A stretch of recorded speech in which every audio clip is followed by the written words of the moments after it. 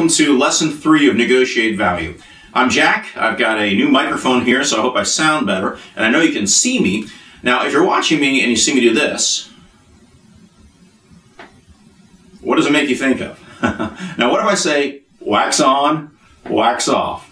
Okay, a lot of you are jumping ahead, and I'm going to get to what that means in just a minute at the bonus, but I want to promise to keep this efficient, so let's go quickly to the recap because the homework this week is a little bit more involved and might take us a little bit more time. So what we talked about in this week's lesson was building on last week's lesson. So last week we drew the benefit bar charts, and you drew 2 or 3, well I hope at least 3 of these bar charts that have the price that you pay for something, but they also have the benefit. And you listed some of the components of the benefit. Now, that's not all we're going to do with the benefit. We're going to go a lot deeper into understanding your benefit when you're buying or selling on the negotiation. What are the components of the things you value? And in fact, know thy benefit is the great commandment of buying, and it's going to be the name of the second module of this course, which is coming up in a few lessons.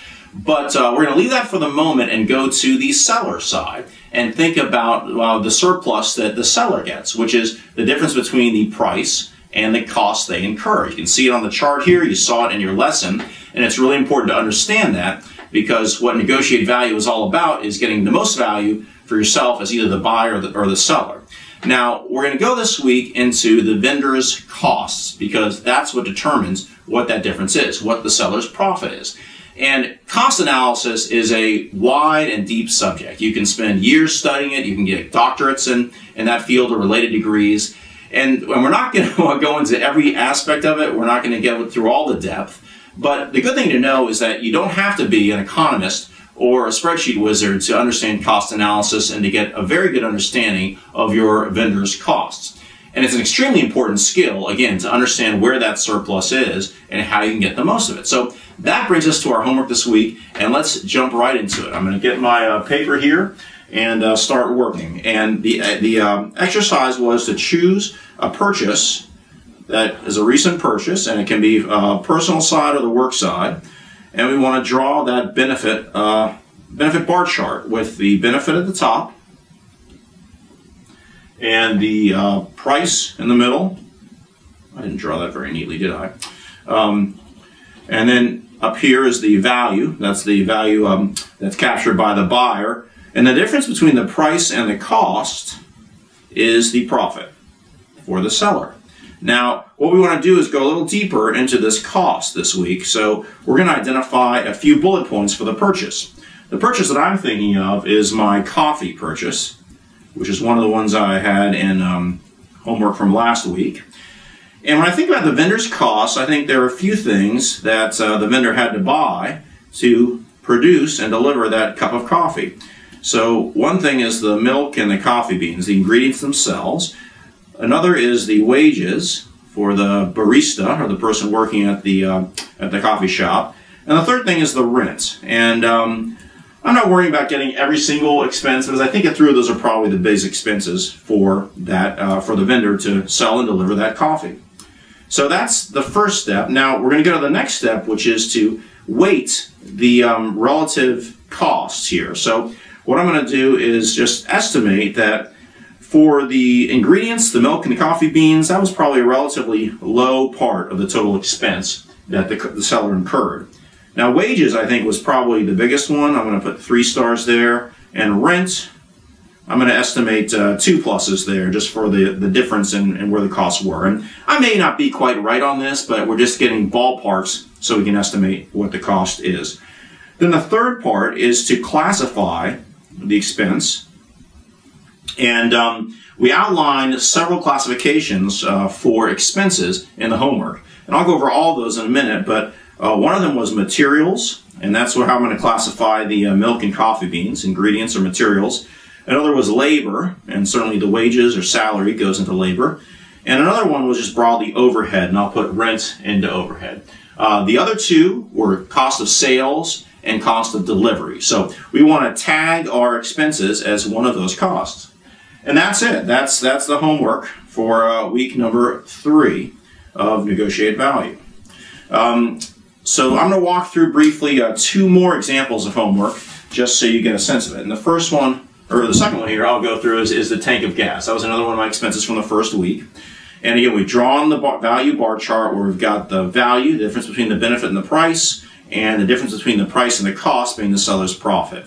The cost components I've identified for this tank of gas are the gas itself, the rent for the gas station, and then advertising expenses. Maybe I missed one, but those are the ones I thought of as I ran through the expense.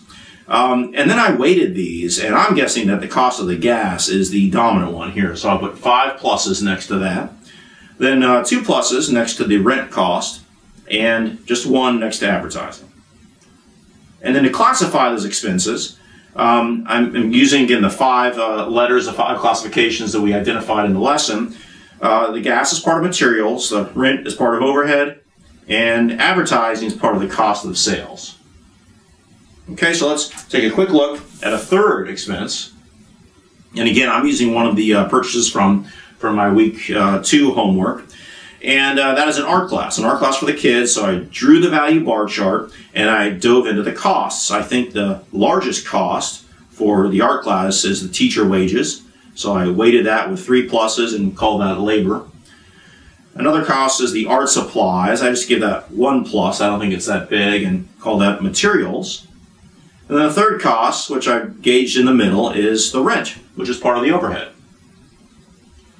Okay, so that's it for the homework. I think it's pretty clear from that example, and go through that with several purchases, and you'll get good benefit from that exercise of seeing the difference between the price and the cost, and just estimating what goes into that cost for the seller. Now, back to The Karate Kid. So if you haven't seen that movie, it's a good movie. The original is from the early 1980s, I'm pretty sure, and it stars Ralph Macchio as the Karate Kid Daniel, who gets instruction from an older instructor in karate, Miyagi-san. And Mr. Miyagi has has Daniel working at his house and waxing his cars as part of his training. And not only does he have to wax these cars, which seems to have nothing to do with learning karate and defending himself, but he has to do it in a very specific way. And so Miyagi is correcting him as he's waxing sort of haphazardly and telling him to do it this way. Wax on, wax off. So what does that have to do with what we're doing here? Well, these exercises in the early parts of the Negotiate Value course may seem pretty basic to you. I'm having you draw the bar charts by hand, and it may seem a little silly, in particular the way you're having to do this. But I strongly encourage you to follow through and do the homework. In fact, I encourage you to do more. If I could have you in training, I wouldn't have you waxing cars all day, but I would have you drawing these value bar charts all day, and also classifying costs all day, because these are great instincts and great basic skills. They're going to help you to see the surplus, and that's where the value is, and then negotiate more value for yourself in future negotiations.